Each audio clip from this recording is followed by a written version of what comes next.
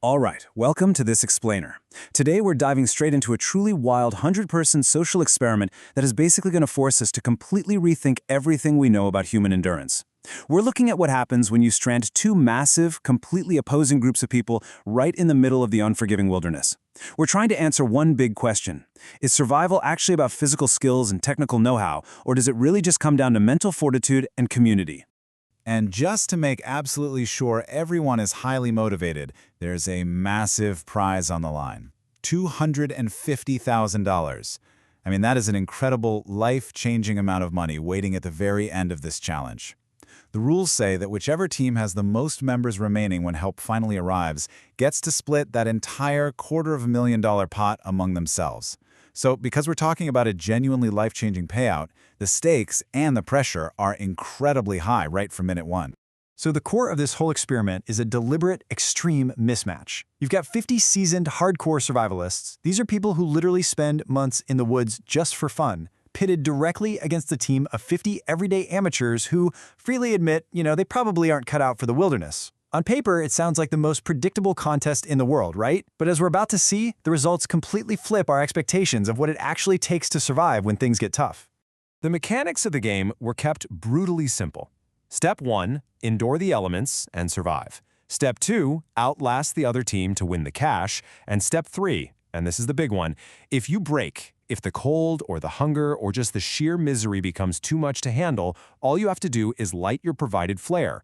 Lighting that flare immediately taps you out of the game, and you get to go home to a warm, cozy bed. Very simple rules, but incredibly difficult to actually execute.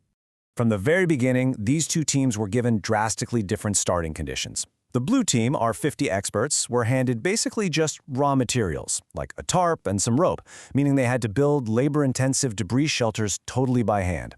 Meanwhile, the red team, our amateurs, were literally taken on a shopping spree beforehand. They bought pop-up kids' tents, lighters, massive flats of bottled water, and just mountains of junk food. So right out of the gate, the survival strategies diverged drastically.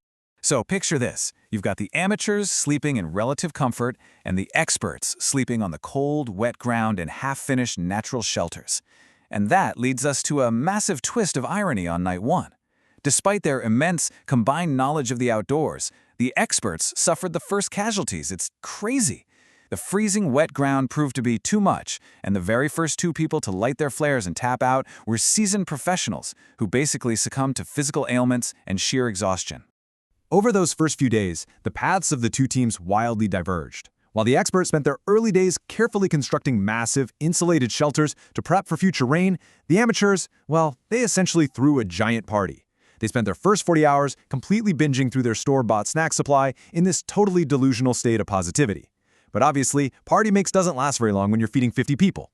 So by day 4, the snacks were totally gone and brutal, agonizing starvation started setting in for the red team.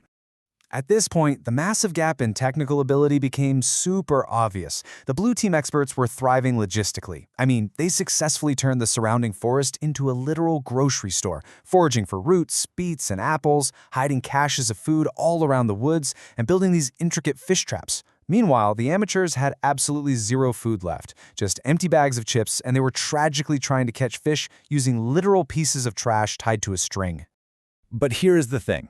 Having a steady food supply actually wasn't enough to save the blue team. Why? Because when you gather 50 highly trained Type A survival experts into one single camp, you aren't just gathering skills. You're gathering 50 people who all want to be the boss. Sure, they had the calories, but they also had endless, exhausting clashing over how to ration their supplies, who should be cooking, and how everything should be organized. The experts were essentially a camp of 50 control freaks. This clash of egos quickly spiraled into flat-out toxic paranoia. As one super frustrated expert pointed out, they had never been in a game where they couldn't even trust their own teammates. Some of them actually created secret stashes of potatoes, hiding them away in a shed, keeping food from their own hungry teammates.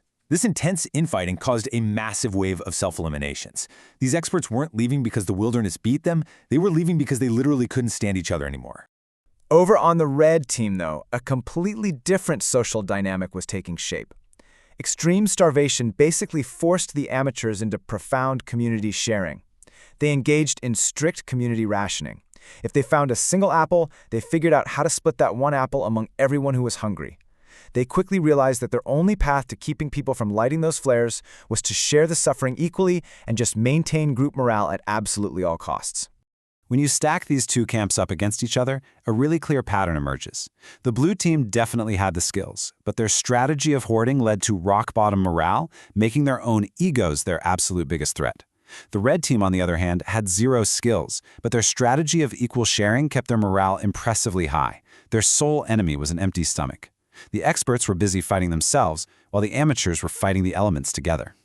Now, to really put their willpower to the test, the creator of the experiment dropped in a brutal psychological test right as both teams were hitting their absolute lowest points. A drone dropped off identical bags to both camps, and inside were exactly 50 cans of food. The challenge was simple but honestly devious. Whichever team returns the most unopened cans after 72 hours wins a special reward. But if there's a tie, neither team wins anything. You really have to put yourself in their shoes for a second here. These contestants were severely sleep-deprived, incredibly hungry, and in some cases, literally physically sick from the lack of calories. So the temptation of just cracking open a can of beef, corn, or peas was almost unbearable. They knew exactly what was inside those cans. As one contestant put it, their mouths were literally salivating just looking at the aluminum. It was the ultimate test of discipline versus immediate gratification. And here is the devastating outcome of that test. Both teams, amazingly, chose strict discipline. They buried the cans, hid them away, and just suffered through 72 hours of agonizing hunger. The blue team managed to return all 50 cans. The red team returned all 50 cans. And because they tied, absolutely no one won a reward. Think about that. They starved themselves for 3 additional, miserable days for literally nothing. The sheer psychological gut punch of that result completely shattered the red team's fragile morale. When they heard the news that all their suffering had earned them absolutely no reward whatsoever, 5 members of the amateur team just instantly lost it. In this huge wave of anger and sheer disappointment, 5 people walked right over to the fire and lit their flares, tapping out of the whole competition in a matter of seconds. Sadly, the misery only compounded from there. By day 5, the infighting among the experts had peaked, but then around day 8, a massive unseasonal freezing rainstorm hit both camps. And we're not just talking about a light drizzle here. This was hours upon hours of heavy freezing downpour. The temperatures plummeted so low overnight that frost completely covered the leaves, the equipment, and even frozen airplane chairs sitting in the camp totally solid. That relentless rain and the bone-chilling temperatures became the ultimate breaking point. Literally everything was soaked, their clothes, their shoes, their sleeping areas. Even the experts' well-built shelters struggled to keep the damp out. The sheer physical discomfort was causing actual pain in their joints. This one massive weather event was enough to cause 6 more amateurs and 2 more experts to finally tap out, as their physical and mental resolve just completely crumbled. And then, in yet another ironic twist that absolutely no one saw coming, the blue team lost their MVP. Seth, the ultimate survivalist who had single-handedly taught the team how to build their insulated shelters, forage for roots, and construct fish traps, he decided to light his flare. But he didn't leave because he broke mentally or physically. He simply tapped out because he had a business to run back home and ran out of vacation time. I mean, you can't make this up. He survived the elements, but he couldn't survive his own schedule. As we move into the late game, with way fewer people remaining on both sides, this fascinating dynamic really cemented itself. The amateurs surprisingly stepped up. With their initial leaders gone, others took on the cooking chores, they boosted each other's morale, and they formed this genuine, loyal camaraderie. Meanwhile, the remaining experts were trapped in extreme paranoia, constant bickering, and just a completely joyless state of survival. The amateurs were actively proving that camaraderie can genuinely rival technical skill. So, this newfound unity on the red team and the stubborn endurance of the blue team was put to the ultimate test on day 14. Both groups were called out to face a series of sequential mystery boxes. Each box contained highly coveted survival supplies, but in true psychological experiment fashion, there was a massive catch to how they could actually acquire these items. The game presented them with a classic prisoner's dilemma. First, an item box is revealed. Second, any team can push a button to claim it immediately. Third, if a team takes it, the other team gets nothing, and the game ends right there. But fourth, if both teams agree to pass on the item, the next, potentially better box is revealed. It was a massive gamble. Do you take the desperately needed items right now to deny your opponents, or risk passing them up to see what else might be hidden? And guys, look at what they were passing up. Box 1 was fishing gear. Passed. Box 2 was cast iron pots for cooking. Passed. Box 3, and this one is just brutal, was a massive pile of chocolate, an absolute holy grail for starving people. Passed. Box 4 was essential building supplies. Passed again. Incredibly, despite freezing and starving, both teams managed to universally coordinate and pass on every single box, hoping that by denying their immediate urges, they would maximize their eventual payout at the very end. Honestly, this massive experiment perfectly illustrates a core truth about human endurance. The experts had literally every technical advantage, but their lack of trust tore them apart. The amateurs lacked pretty much every outdoor skill, but they shared their food, they supported each other, and most importantly, they genuinely liked each other. It just proves that while technical know-how definitely matters in the wild, human connection and shared suffering are incredibly potent, perhaps even superior survival tools. Which leaves us with this final provocative thought for you to ponder today.